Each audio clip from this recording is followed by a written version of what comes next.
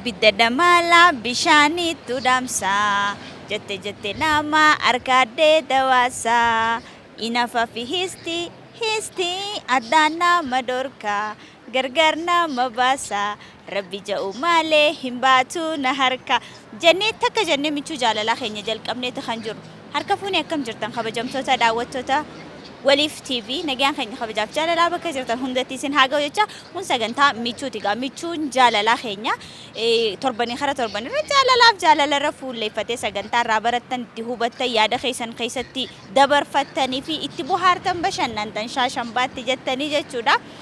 Arras akka jennee jalqabnee jirra arragaa namoota guyyaa walitti nu fidanii waa'ee amanamummaa jaalalli miiramoo murtiidha kan jedhu waan jaalalaa wal qabatan irratti kan gaggaafannu ta'a yaada isaanii isin biraan geenya isinis immoo mana keessan teessanii sagantaa kana daawwachaa kan jirtan yaada waliif kennaa akka wal gaafattanii turtii bareedaa nu wajjin qabaattan gamanumaaniin isiniin affeeraa han sabboonta Ahmadii gama gummaa kaameraan Lammii Solomoon tun wajjin jira haga xumuraatitti.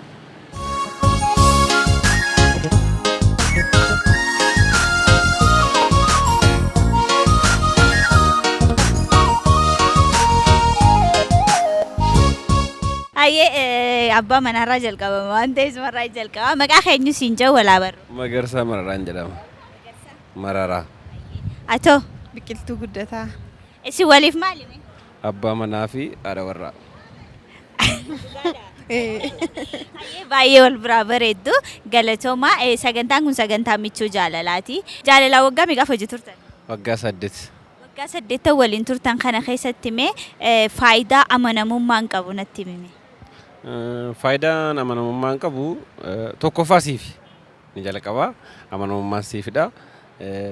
Lammaffaa immoo hariiroo lamaan gidduu jiru yookiin immoo jaalala ati isheen amanta taanaan isheen si amanti taanaan jaalala gidduu keenya jiru irra jaalatti akka cimsu yookiin immoo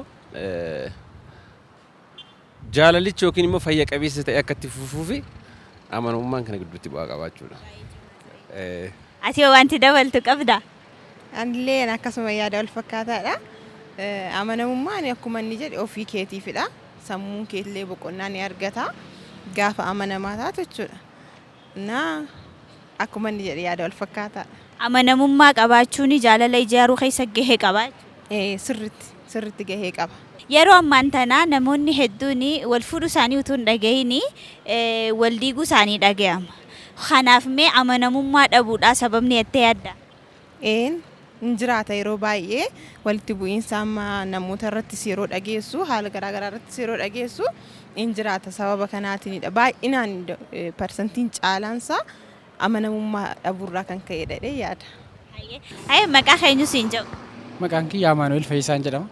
Atoo maqaa keenyu siin jedhu? Asmaa ammoo Mulgeetaan jedhama.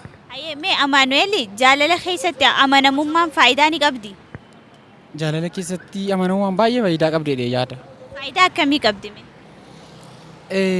Amanamummaan tokkoffaan amanamummaa namni kan amanamu ofiisaatiif amanama.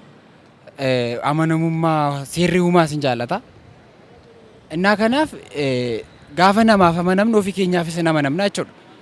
Akkuma namaaf amanamnu immoo uumaan illee nama nu amanamu sana nu kennuu waan danda'uuf amanamummaan bu'aa guddaa qaba yaada. Jaalala ijaaruu keessatti gahee guddaa qabdi jechuudha. Jaalala keessatti amanamummaan gahee guddaa iddoo olaanaa qaba. Jaalalli amanamummaa hin qabne maal waan taatu si fakkaata?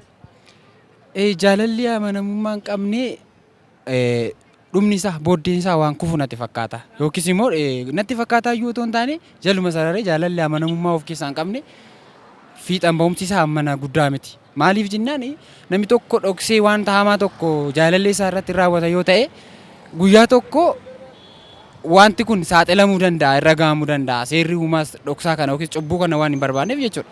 Kanaaf guyyaa tokko irra gahamuuf jaalala diiguu keessatti amanamummaa dhabuun gahee guddaa qaba. Gama keetiin oomee jaalalli amanamummaa hin qabne maal waan taatu si fakkaatti yookaan immoo faayidaan amanamummaan jaalala keessa qabu maal? Amanamummaa akkuma inni jedheera inni amanamummaa namni hin qabne gara fuulduraa jiruusaa fuulduraatiif itti fufsiisan qabu jechuudha. Jala diigamuu danda'a. Kanaafuu amanamummaa isaan lamaa amanamummaa baay'ee barbaachisaadha yaada. Barbaachisaadha sirriitti. Faayidaan isii maal? Faayidaan isaa gara fuulduraatti jiruu gaarii jiraachuudhaaf akka waliin jiruu isaanii fooyyeffatan gara fuulduraatti maatii horatanii jiruu gaarii uummata isaa faana akka jiraatan isaan gargaara. Jaalaltii amanamummaa hin qabne maal waan taatu si fakkaata? Inni diigama yeroo gabaabaa keessatti diigama. Umurii dheeraan qabu inni diigama. Hayee maqaa keenyu siin jedhu. Maqaa kiyya Khaalid Abdullaahi Ali naan jedhan. Khaalid mee sagantaan tun sagantaa michuu jaalalaati. Jaalala keessatti mee amanamummaan faayidaa qabdi? Faayidaa guddaa qabdi. Faayidaa akkamii qabdi? Namni lama kan waliin amanne wal jaalachuu hin qabu. Tokkoffaa sa'a 24 nama ija kee dura jirurra nama ati irraa amantummaa qabu bakka fedhe jiraatu sirra wayyaadha. Kanaaf yeroo hundaa kan nama miidhu jaalala osoo hin taane nama. Nama sanirraa ammoo nama sanii wajji jiraachuuf nama sana jaalachuuf amanamummaa qabaachuu qabdaa jechuudha. Nama sun jaalachuuf ati amantummaa qabaachuu qabda isin akka fedhe haa ta'u. Ati amanuu qabda jechuudha. Ati lagi dursoo ifii teetiifuu nama amanamu ta'uu qabda. Nama amanuudhaaf. Nama amanuudhaaf. Akka namni si amanamuuf hoo maal godhuu qabda? Akka namni si amanamu namni ati si amanamuu barbaadu bar ati si laalee si amanama malee amanamummaa iddoo guddaa qabdi jaalala keessatti. Akka kiyyatti namni amanamummaa walirraa hin qabne adda deemuu wayyaadha fuuluma duraanu. Waliin amantu taanaan guyyaa tokko miti sa'a tokko guyyaa isaa hin qabu. Jaalalaan wajjin turtanii waggaa 8 fi achii booda kara gaa'ilaatti galtan. Kana keessatti mee jaalalli murtiidha moo miiradha? Jaalala keessa murtiin jira miirris jira beektaa.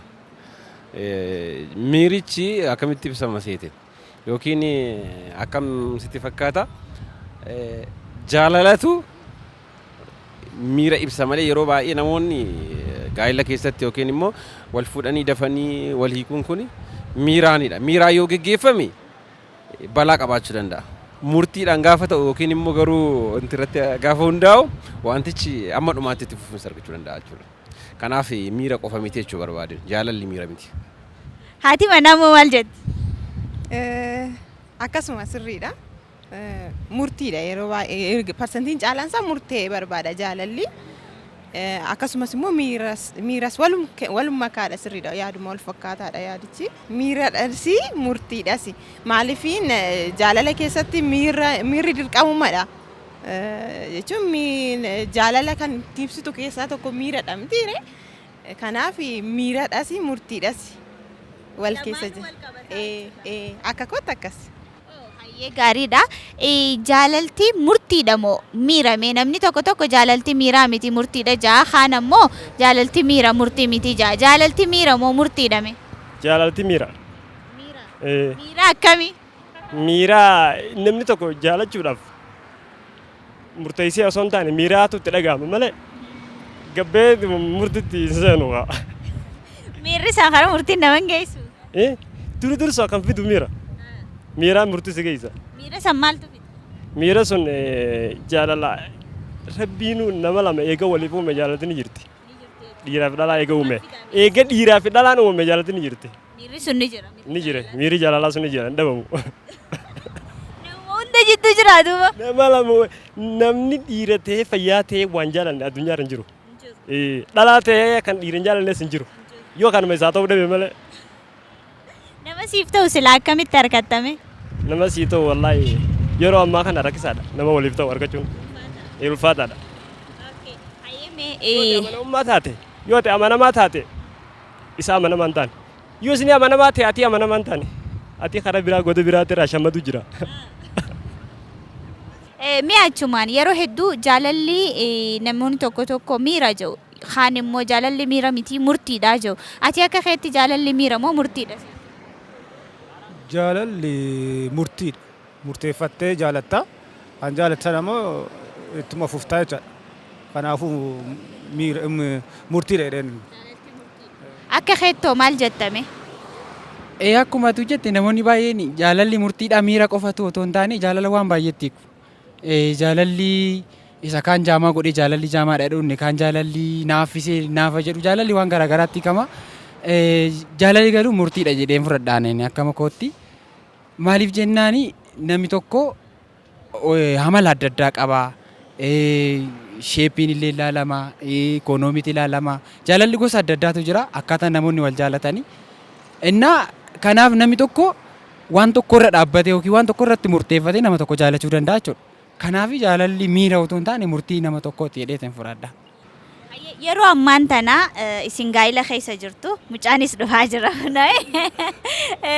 namatti tola nagaa rabbisi kun jaasumaani wantoota mee jaalala balleessan jettee yaaddu kan arkiturraa kan dhageessurraa waan baay'ee arkinami keessattuu gara miidiyaa hawaasummaatii wanti silaa gurra namaatti hin tolle arguuf hin tolle hedduu arkaa jira yeroo ammaa wantoota arkituuf dhageessurraati wantoota jaalala balleessan jettee yaaddu sadi natti tokkoffaa amanamummaa walii isaaniitiif dhabuudha. Lammaffaan haala irratti hundaa'uudha. Haala jechuun fakkeenyaaf yeroon murteessaadha yoo ta'e isaan yeroo irratti hundaa'anii wal jaallatan taana yeroo sana eeganii wal diiguun hin oolu jechaadha. Sadaffaa lamni sadaffaa maalidha seete wal dhabdee yookiin immoo gidduu isaanii jiru bifa tasgabbaa'aa ta'een furachuu dhiisuu yookiin immoo walii galtee isaan gidduu jiru yookiin immoo waan akkas akkasiiti. Ati manaa maal jetti? Sirriidha inni tokkoffaa amanamummaa dhabuu fi wal amanuu dhabuudha. Jechuun namni tokko amanamummaas qabaatee hin amanamu taanaan rakkisaadha. Inni lammaffaa immoo jaalala keessatti jaalala ulaagaadhaan yookaan wanta tokkoon wanta bor darbu irratti xiyyeeffata yoo ta'e wantichi boruun qabu. Maaliif wanti sun gaafa dhaabame jaalalli sunis bakka sanatti feel ta'a waan ta'eef jechuudha. Inni sadaffaa immoo jaalalli jiraachuunis murteessaadha. Jaalala qabaachuunis murteessaadha. Isa kanadha. Mee wantoota immoo jaalala ni ijaaru. Akkuma faallaa kanaa jechuudha. Jaalala ni ijaaru. Namni tokko jaalalaan walitti dhufee imala isaa imaluudhaaf imalli jaalalaa dheeraadhaami. Sana deemuudhaaf jaalala ni ijaaru jettee akka fakkeenyaatitti kan ifi fayyadamtanis yoo jiraate. Jalqaba lachuun isaanii jalqabattan isin jedhu uumaa isaanii sodaachuudha yookiin waaqayyo sodaachuudha. Isheenis innis isa gidduutti maanni isaan booda garuu jaalaluma mataa isaatu jaalala ijaaraa deema. Kan jechuun koo fakkeenyaaf isaan lamaan gidduu jaalalli jira taanaan wal dhabdeen illee yoo uumame bifa tasgabbaa'aa fi naamusa qabeessa ta'een isaan furachuu danda'u. Kan biraa immoo maanni naamusa. Jechuun inni naamusa badaa yookiin isheen naamusa badii qabdi yoo ta'e wal danda'uunis barbaachisaadha. Guutumaan guutuutti wal dhabdeen jiraachuu hin danda'amu jechuutu hin taane bifa naamusa qabeessa ta'een yookiin immoo bifa gaarii ta'een wanta sana haala sana furuu danda'u yookiin immoo amma dhumaatti cimanii dhaabbachuudhaaf noormaalii isaan lamaan gidduutti jaalalli jiraachuudha. Fi kan kana fakkaatan jedhii fudhadhu. Hayyee akka shamarreetti natti himta amma akka haadha manaa isaatitti otoo hin taane akka shamarraniititti hanqinni jiru baay'ee jira. Jaalala ijaaruu keessatti kun osoo jiraate jaalalli tokko dagaagee akka bakka yaadan san ga'uu fi barbaachisaadha jettee kan yaaddu. Inni calqabaa akkuma jedhe jaalaladha. Jaalala ijaaruudhaaf dirqama jaalalli barbaachisaadha. Namoota lamaan sana jidduutti jechuudha. Inni lammaffaa immoo wal kabajuu, yaada walii kabajuu, yaada faallaa ta'ee yoo dhufe yaadicha irratti walii galanii gar tokkotti murteessuun barbaachisaadha. Maaliif yaada walii kabajuun, wal danda'uu, wal jaalachuun dirqamadha jechuudha jaalala keessatti. Inni kan biraa jaalala kan ijaaru ana kakootti uumaadhuma ofiiyyuu kadhachuun kadhannaadhaan jaalala sana deeggaruun iyyuu maaliif akka amma barsiifata amantii keenyaatti waaqayyo jaalaladha jedha.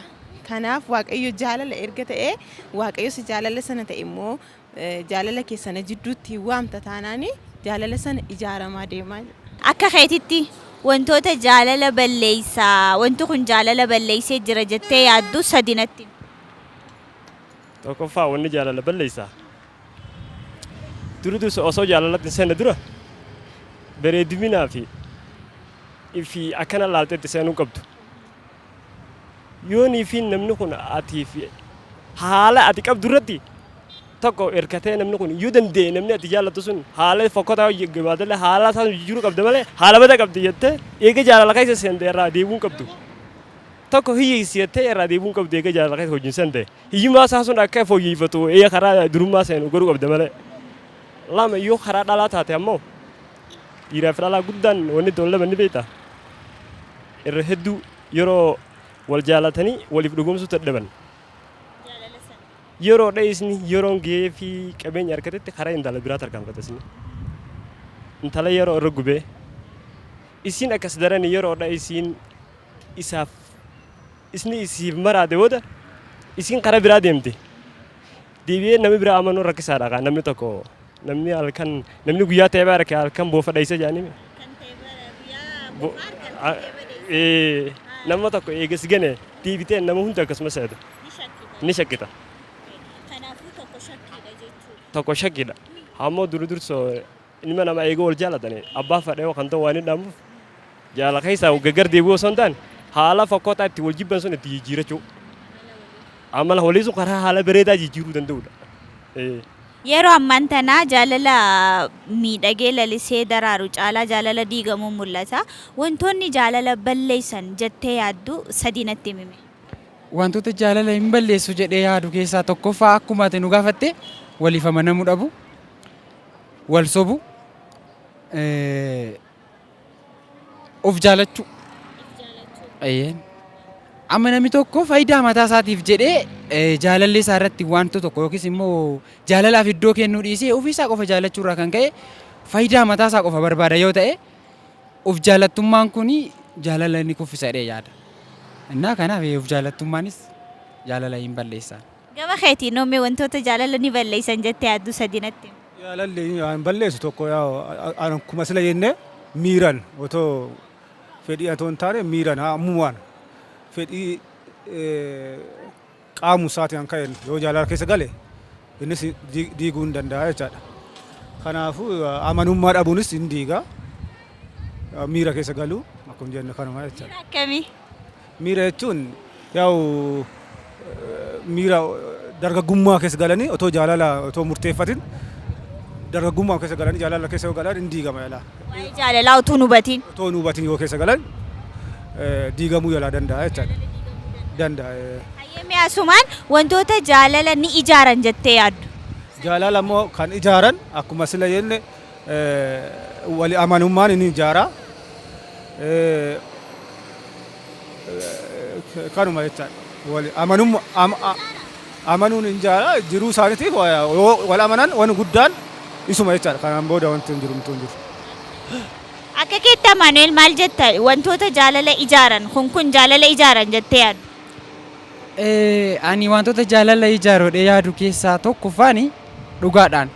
Dhugaanii ilma rabbiiti. Dhugaanii kanaaf namni hundumtuu otoo dhugaa walitti dubbateera ta'e jaalalli isaanii hin diigamu. Kanaaf dhugaan baay'ee murteessaa fi jaalala ijaaruu keessatti gahee guddaa kan qabudha.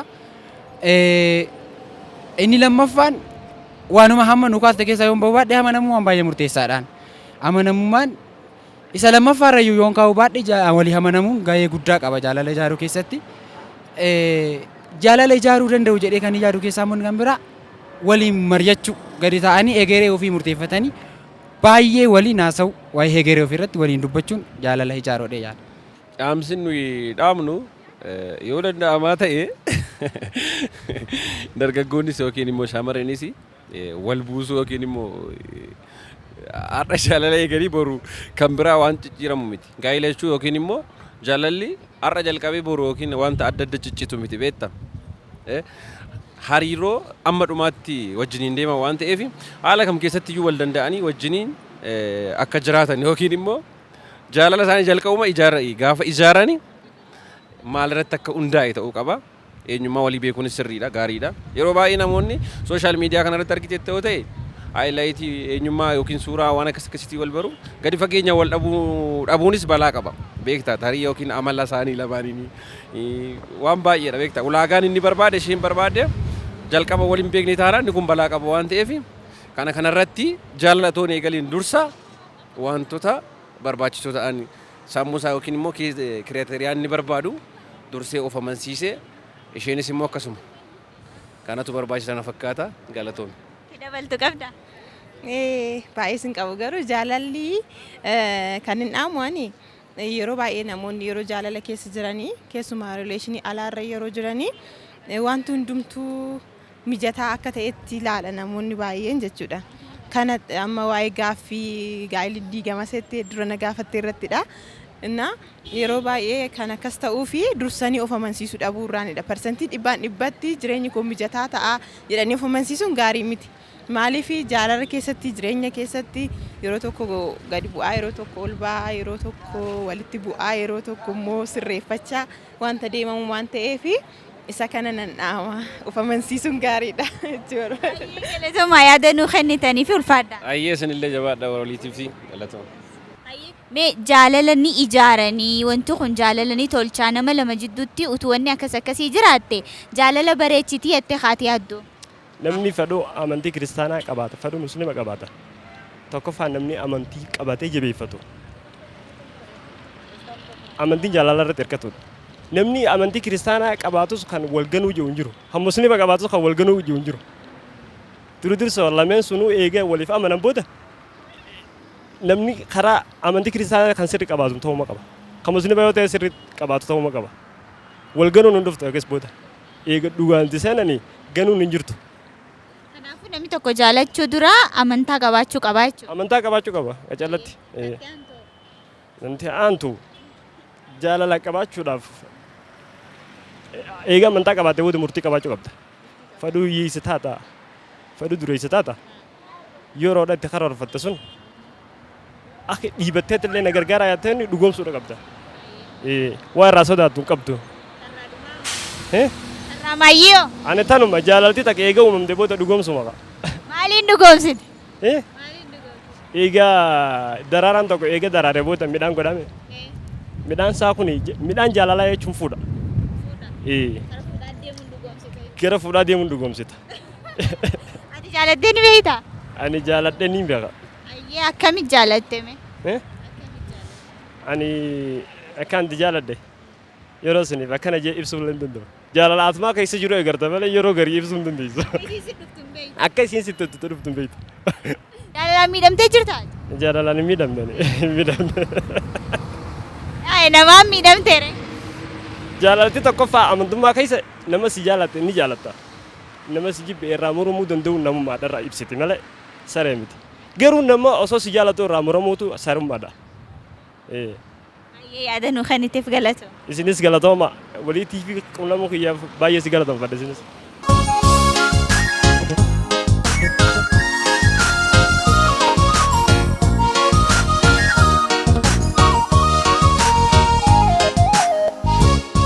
kabajamtoota daawwattoota keenya keessaa falataa'uun karaa foddaa waliif deebiitiin michuu jaalalaa keenyatti buhaaraa bashannanaa kan turtan michuun jaalalaa keenya guyyaa har'aan tanaa kana fakkaata ture gaa'e gaafiileen keenyas akkuma daawwachaa turtanii amanamummaan jaalala keessatti gahee akkamii qaba wantoonni jaalala balleessan maalidha akkasumallee ammoo wantoonni jaalala ni ijaaran jenneeti yaannu wantoota akkamiiti jechuudhaan namoota guyyaan walitti nu fide gaafachaate kan turre kanarratti kanan dubbiseerra kaniin harkadhe jaalalli miira moo murtiidha isa jedhudha yeroo hedduu jaalalli namoonni akkaataatti hiikkatanidha jaalala qofa miti addunyaa kanarratti wanti hedduun akka nuti goonedha haa ta'u garuu jaalalli miira caalaa murtiidha waan murtii gaafatudha jechuudha murtii sanuu takka murteessite taana waan keessa deebii hin qabne akka yeroo dura murteessite sanii lammaffaarra deebitee murteessuufillee waan si danquwayiiti jechuudha walumaa galatti michuun jaalalaa keenya har'aan tana kana fakkaata gaa'e namoonni muuxannoo jaalalaa qabdan muuxannoon jaalalaa kiyya barsiisuu danda'a